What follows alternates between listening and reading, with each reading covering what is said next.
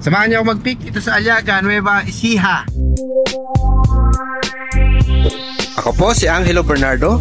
Welcome sa Dekada Collectible Show Season 2. Bili, benta, appraisal, kwentuhan at pasyal. Coins, paper money, vinyl records, collectibles, memorabilia at antiques. Di lang pang Pawn Stars at pang pickers, pang appraisals at auction services pa. Tara, pasyal tayo. Okay, nandito tayo sa Aliaga, Nueva Ecija. Kasama natin si Mr. Ryan Castillo. So sir, mukhang nagkausap tayo sa Facebook at maraming kayong magagandang items nakita ko. Saan niyo ba pinagkukuha itong mga to, sir? Sir, actually po, hindi naman po talaga tayo picker. Nagpagawa po kami ng bahay dito, rest house lang po. Rest house? Oho, then nag-isip ako ng concept na medyo kakaiba. Okay. Then, napagkong ko na modern and old. So, naghanap ako sa mga gamit, items na po pwede kong ilagay dito sa bahay ko. Then, hanggang sa parang naging hobby ko na yung pangungulekta. Nagpapagawa kayo, ano yung mga nakukuha niyo magaganda dito? Mga old chairs, then chandelier, then yung ang amakan kasi pinakadingding ko para malamig, sabi ko. Ako, excited na ako makita yung bahay ni sir. Tapos na ba, sir? Baka sakali next year. Ngayong year na ito mayari. Yung gilid na lang naman po. So, ang bibenta niyo sa akin, yung mga basically yung ayaw niya na. Okay naman, gusto rin po. Pero nakita ko lang po sa yung being a follower niyo po, sir. Nakita ko po yung mga collection niyo. And dito po kasi sa Aliaga, maraming mga old items na mga, kasi wala naman po, walang picker po dito. Palagay ko next year ko na ilalabas to. Ako muna bibili dito, mga kadekada. Mukhang marami. On the way here, may nakita kami mga lumang bahay na pwedeng talagang katukin. Opo. At wala pa naman po yun. Yung nakita niyo, sir, na yun, wala pa talagang pumapasok or nagkukon po siya. Talaga? Opo. Pero kilala niya may-ari? Opo. Kilala po. At pwede natin siyang i-schedule para mai-visit na. Pwede ko po naman, sir, kayong samahan. Okay. Sige. So taga dito naman kayo. So basically, makilala niyo rin yung mga tao. Opo. So pwede mangyari dyan is basta ituro nyo lang ako dun sa mga pwede kong mabili. No problem, sir. Ayun, kahit bigyan ko na lang kayo ng komisyon. Ano? Yes, sir. No problem, sir. Okay. Kayo pa. So meron tayo agad na business na Kasi nung araw, wala pang Facebook. Ganun talaga yung pagpipik. Opo. No, yung kailangan may ahente ka doon sa lugar na yon. Otherwise, mangyayari, kakatukin mo yan isa-isa. Yung mga magbabahay-bahay ka kung ayaw mo ng ahente. Pero siyempre, mas madali na yung meron ka ring kilalang lokal.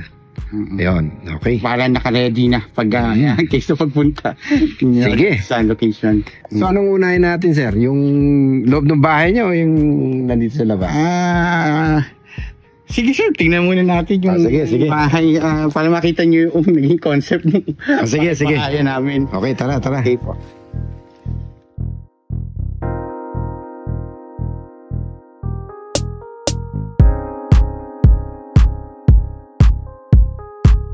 Okay. Ang ganda ng concept niya. Ito, malamig ito. Ako, yun po yung munang amakan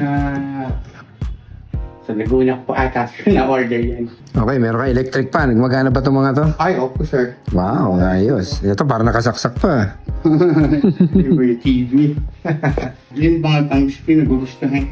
Ito, sir, yung mga galing sa old house namin dun sa... Ito, mga ang pagkano ko dito, mga 70s to. Ito po, sir, ito pa yung white. Yun, galing, ganda. Iba-iba, may mga prutas pa nga yan.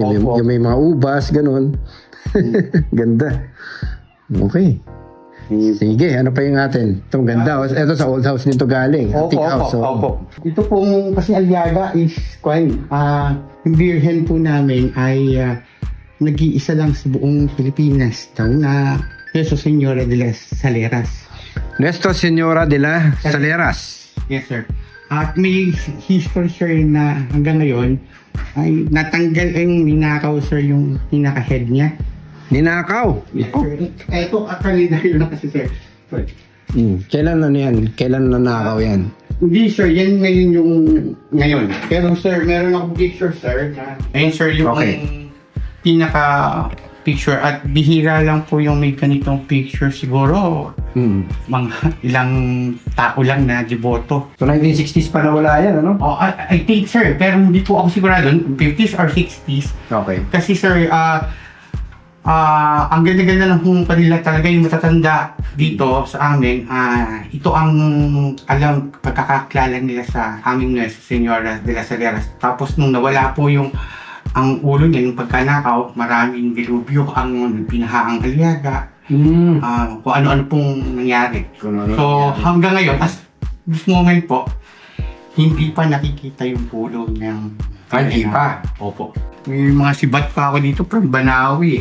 Banawi? Nakakarating ang Banawi? Pag naglilipot po, tapos meron ako dito nga, yung butaka na maliit. Baka, maliit. Okay. Ginawalan tambakan po bata. Nakitan lang po ako, para saan po. Ang cute naman ito. Pambata. Okay pang baby. Dalawa na nga po kami sana yan pa isa. Okay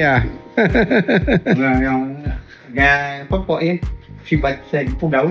May shield pa ko itong maliit eh. Tumutunog yun yung yun yung bubong na nagko-compress. Kasi mainit. May radio player din po ako. Okay Orig ba yan? Oo, orig. Galing.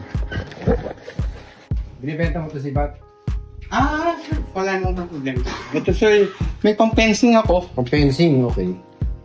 Lalagnahan ko yung style. Magkano to si Bat mo sir? Magkano to? Sir, dalawa po kasi yan eh. Okay. Ibig sabihin yung shield siya. May shield to? Ganun. Sige, tingnan ko lang. Ayun, laki ng baul Giant. Mga computer, yung salamin ng araw. Giant baul. So itong Aliaga, katutusin mas malayo to kaysa sa Nueva Ecija, di ba? Sa Gapan. Malayo po, sir. Lumapit lang siya dahil sa highway. Opo, sir. Pero mas maganda na po ang access dito dahil from Baguio to Aliaga is only 2.5 hours lang, sir. 2.5 hours lang? Yes, sir. Okay.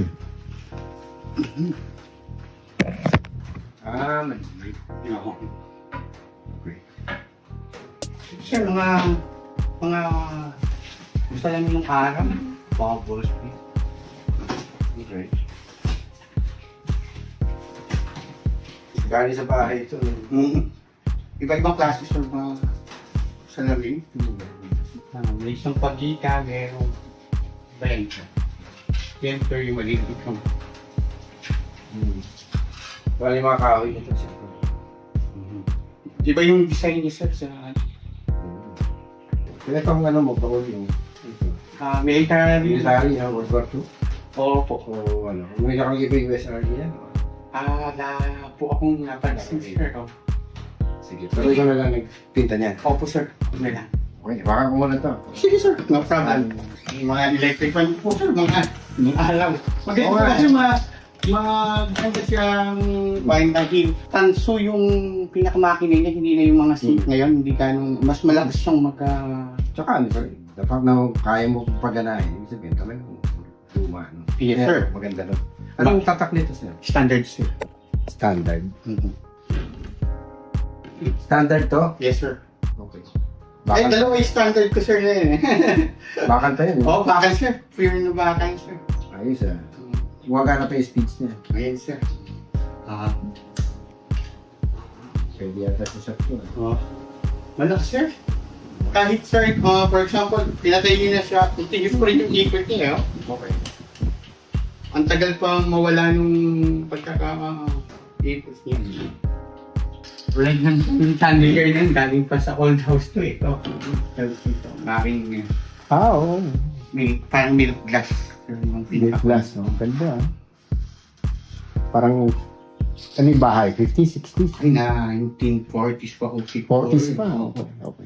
So parang siya, Art Deco. Yung style. Po. Okay. Kasi mga sugay yan nila. So ito, ano rin to? 3D din to. Oo. Standard din siya, sir. Okay. Standard pala. Oo. Itong isa, Yan po ay tattoo. tattoo. Okay. Ang buhatin niyo, sir. Tingnan niyo. Okay, I'm sure mabigat yan.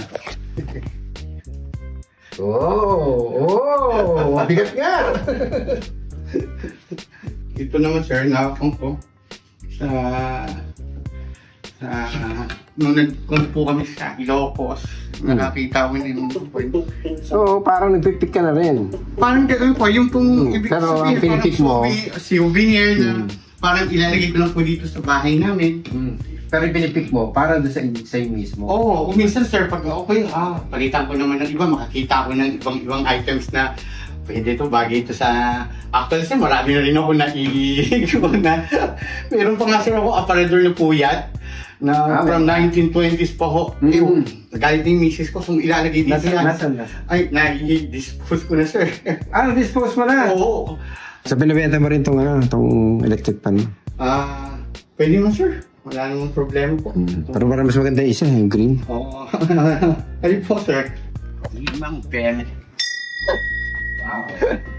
Kaya dito nga lang po ako nakatambay pag ako. Ito po ang kulang po sa akin. Ito pag gagawin. Meron ko pa ano dito. Kasi ito, nagkukulang po ng resport ko na red nara. Then, may nabili kong paro na. Oo, parang... So, ginawa kong bench. Kasi... Tingnan ko nga ito. Ano to? May axle na ganyan? Oo. May nakuha mo? Oo. Hindi kayo galing sa kotse yan? Hindi. Ano po yun eh? Ano po isa? Yung pinaka... Sa karo ba? Meron... Sa karo. Karo pa lang. Tapos ito nga, nagkukuha na po ito kami ng points kanina ako yung tinamig kayo. Okay. Meron yun. Kunti. Yan, so tingnan natin yung coins mo. Ang may pwede dito, merong hindi pwede. Ito hindi pwede. Ito hindi pwede. Ito mga to, 1945 po baba. Yan pwede. Yan. Dito, ang kuha ko dito, 100 isa. Dito, 50 isa. Kasi ito. Ayan po yung nakita ko lang sa ng lola ko. Sa silver daw po kasi vintage na bracelet or anklet. Sige, kunin ko na rin to. Wala akong po. Sige, bitbitin ko na to Ang aking old wooden. Ganda ng patinga po niya eh. Oo nga ito, saan nyo naman nakuha siya? Sir, yan from Bawang La Union.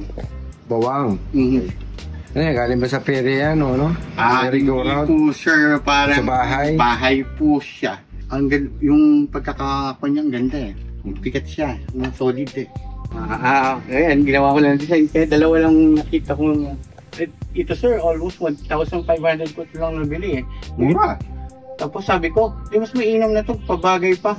Stainless, nasa 6,000 ka. Yung ubang tawag ko, Venus. Wow, wait. Ito na lang ako, sabi ko. Ganun. Ito mga kabayo mo sir, magkano benta mo? Yan sir, ay hindi ko po madi. Pero isa sir, pwede kong mandi kasi. Alin dyan? Kabayo, tagal ako din nagkakabayo. Hindi kasi ako nakakapag-pick lately sa probinsya. Tsaka sa mga jeep. Sige. Magkano to sir? Mamaya na natin sir. Mamaya na. Sige. Parang ako ililibre ni sir to.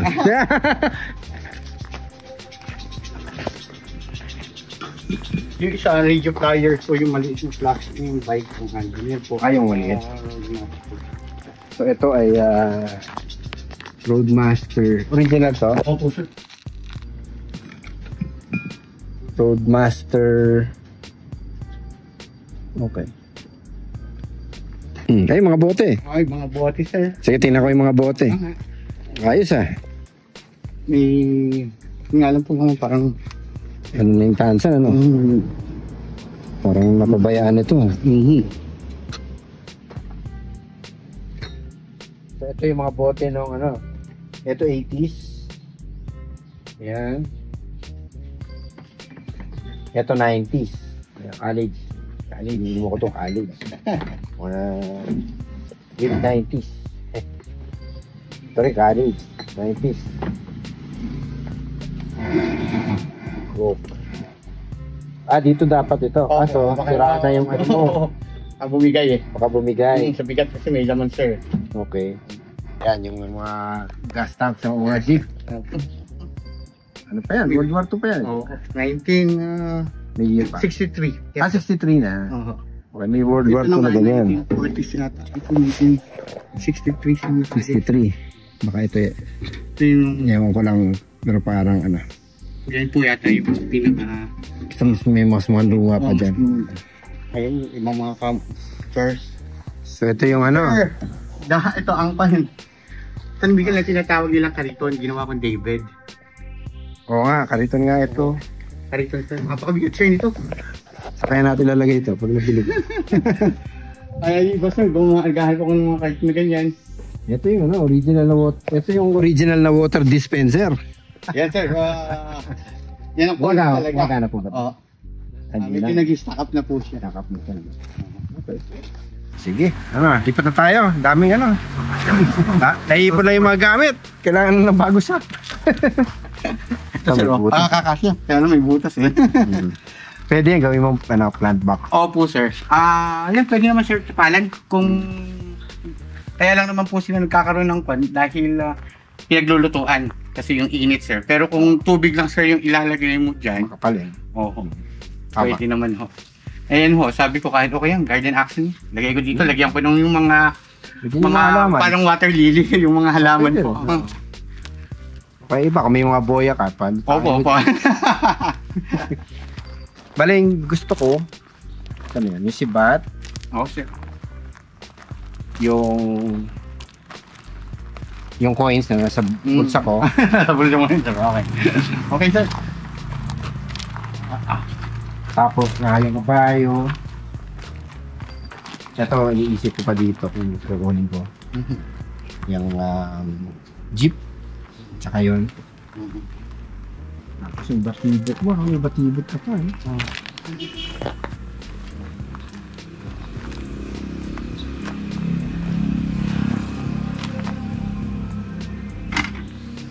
Sige, tapos itong ano. Itong mga wooden crates sir. Mga wooden crates. Tapos yung laman. Tingnan lang natin yung presyuhan kung kakayanin. Sige sir, no problem. Okay. Magkano lahat yan sir? Kaya gusto mo presyuhan isa-isa?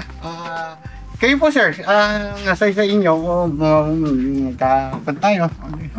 Kailan mo na sir, bigyan niyo ako presyo. Total, kayo naman yung, you know, kung magkano niyo nabili yan. 5 po pwede. 5K. Sige. 5K yung tatlo. Sige po sir. Umagana. Ay, oo. Ang ganda pa ho yung kadena niya sir.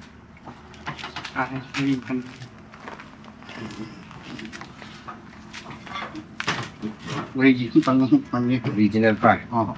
Okay. Sige, yung mga case sir. Kasama na yung laman. Yung po sir. Sige po, 5 po. Pwede. 5K? Opo. Bigay po ng 2.5 po doon sa kanila. Ang ano no? Ang bigay niya 2.5? Isang, 2.5 isang case? Opo. Yung kinumpang kami yung pinsan ko. So lumalabas parang libre ni isang case, no? Po sir. No problem naman po.